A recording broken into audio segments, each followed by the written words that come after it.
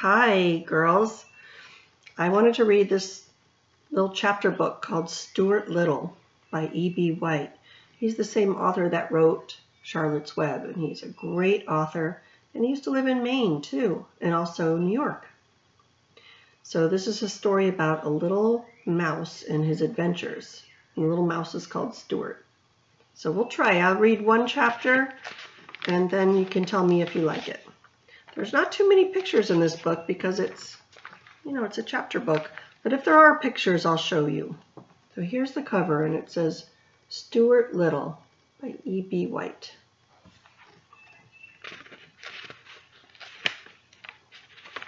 And here are all the chapters.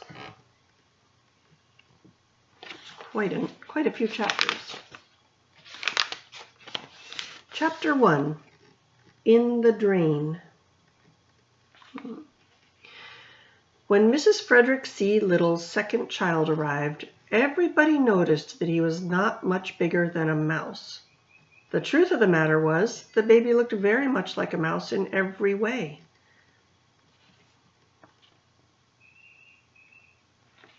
He was only about 2 inches high, and he had a mouse's sharp nose, a mouse's tail, a mouse's whiskers, and the pleasant, shy manner of a mouse.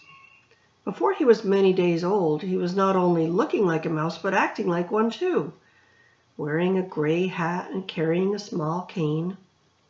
Mr. and Mrs. Little named him Stuart, and Mr. Little made him a tiny bed out of 4 clothespins and a cigar box. There's his little bed.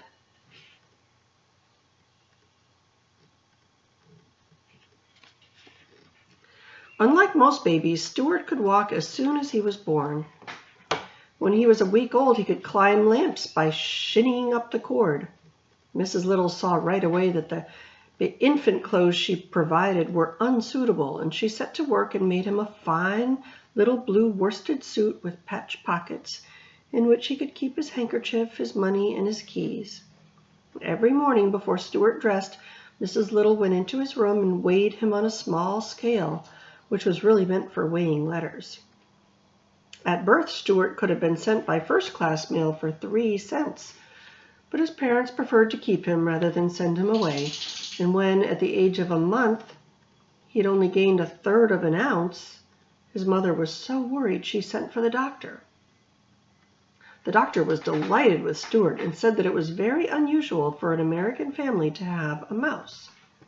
He took Stuart's temperature and found that it was 98.6, which is normal for a mouse.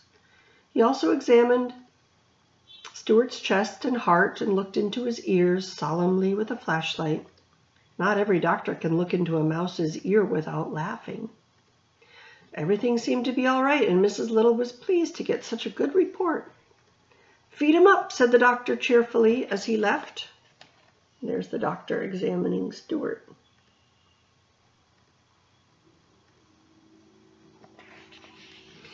The home of the little family was in a pleasant place near a park in New York City. In the mornings, the sun streamed in through the east windows, and all the Littles were up early as a general rule. Stuart was a great help to his parents and to his older brother George because of his small size and because he could do things that only a mouse can do and was agreeable about doing them. One day, when Mrs. Little was washing out the bathtub after Mr. Little had taken a bath, she lost a ring off her finger and was horrified to discover that it had fallen down the drain. "What had I better do?" she cried, trying to keep the tears back. "If I were you," said George, "I should bend a hairpin in the shape of a fishhook and tie it onto a piece of string and try to fish the ring out with it." So Mrs. Little found a piece of string and a hairpin, and for about a half an hour she fished for the ring.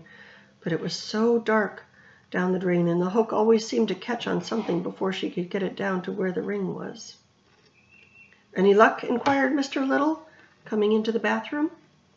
"No luck at all," said Mrs. Little. "The ring is so far down, I can't fish it up." "Well, why don't we send Stuart down after it?" suggested Mr. Little. "How about it, Stuart? Would you like to try?" "Yes, I would," replied Stuart, "but I think I'd better get into my old pants. I imagine it's wet down there."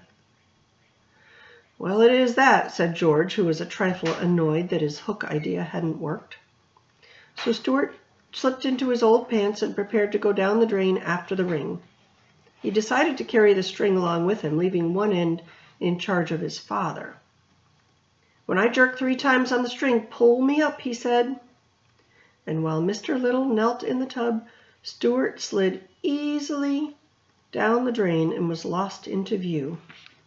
There's a picture of him going down the drain. It's pretty brave to do that, I think. In a minute or so, there came 3 quick jerks on the string, and Mr. Little carefully hauled it up. And there, at the end, was Stuart, with the ring safely around his neck. "Oh, my brave little son," said Mrs. Little proudly, and she kissed Stuart and thanked him. "How was it down there?" asked Mr. Little, who was always curious to know about places he had never been to. "It was all right," said Stuart.